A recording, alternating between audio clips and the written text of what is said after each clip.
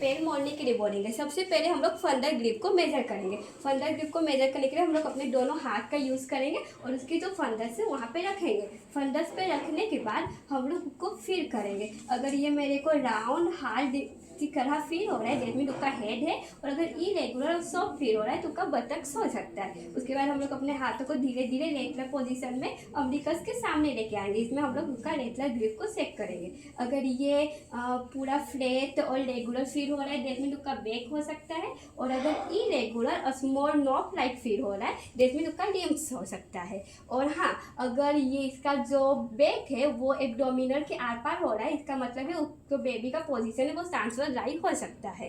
उसके बाद हम लोग रेटलर ग्रिप को चेक करने के बाद बेबी ग्रिप को चेक करेंगे, जिसके लिए अपने हाथों को हम फैलाएंगे, उसको धीरे धीरे सिंपैथेटिक प्यूबिस के पास लेके आएंगे। सिंपैथेटिक प्यूबिस के पास आने के बाद हम लोग अपने हाथों को और फिंगर को मिलाएंगे और इसको फिल करने का कोशिश करेंगे। अगर हम लोग को कुछ हार्ड या राउंड की तरह फील हो रहा है तो उसका हेड है, और कुछ सॉफ्ट और ये रेगुलर फील हो रहा है तो उसका बतख हो सकता है। अगर इसका प्रेजेंटिंग पार्ट हेड है तो हम लोग इसको हिला के मूव करके चेक करेंगे। अगर ये मूव कर पा रहा है तो इंगेजमेंट हो गया, और अगर नहीं मूव कर पा रहा है तो इंगेजमेंट नहीं हुआ है।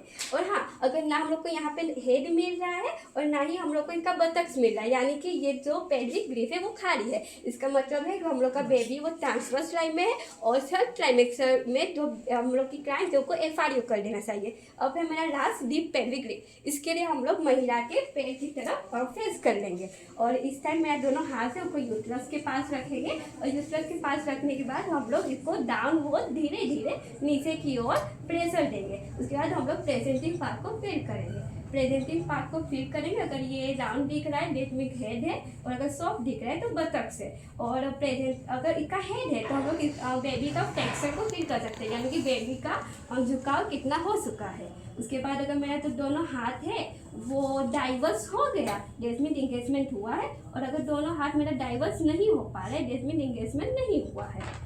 इतना चेक करने के बाद अगर महिला सही से अपने पैर को नहीं रख पा रही है तो पैर को मोड़ने के लिए कहेंगे, और इसको लंबा लंबा सांस लेने के लिए कहेंगे। और सांस लेने टाइम हम लोग इसका एब्डोमिनल को पार्ट पैक करके फील करेंगे कि दूसरा बेबी है या सिंगल बेबी है। चेक करने के बाद हम लोग इसका एफएसएस लेंगे। एफएसएस लेने के लिए हम लोग अम्बिकस और ये एंटीरियर सुपेरियर इलिक स्पाइन के बीच में एक इमेजिनरी लाइन ड्रॉ करते हैं, और बाय द हेल्प ऑफ फीटोस्कोप इसको बीच में हम लोग रखे, देन इसको कान में लगाए और एक हाथ में घड़ी, इसको 1 मिनट तक ऑब्जर्व करते हैं।